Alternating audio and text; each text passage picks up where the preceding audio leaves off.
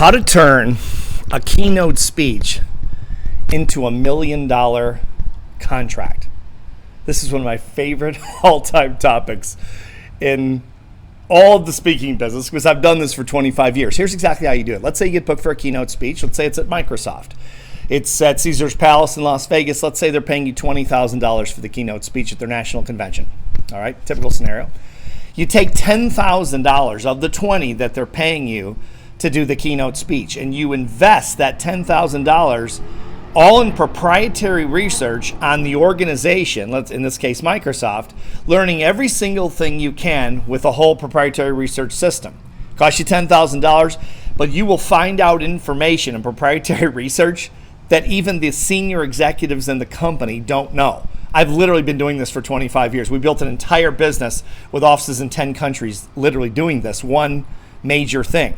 Okay, now, once you have the proprietary research, you look for solutions, or if they're large problems, partial solutions to these issues. Okay, once you find 2 or 3 good solid solutions to these problems, most of which they won't even know exist because you did the research.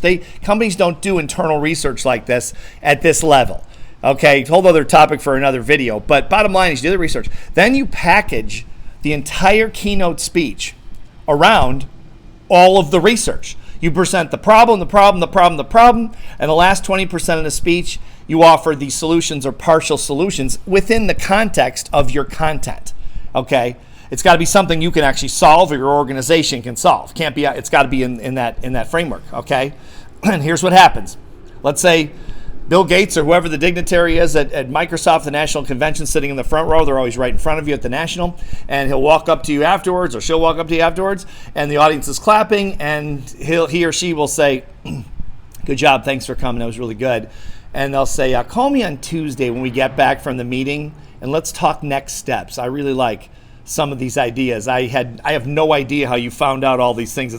It sounded like you've been at this company as a senior executive for 10 years. I have no idea how you found out all this internal information in this company. But anyway, great job. Catch your cab, get to McCarran and get home. Call me on Tuesday, and let's talk next steps."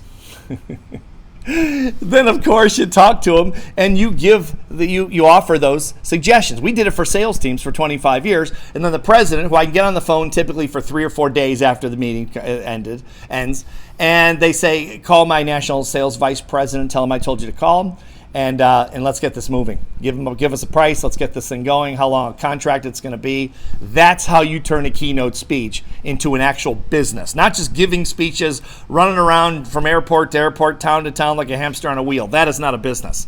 This is how you build a real speaking business, and it is awesome.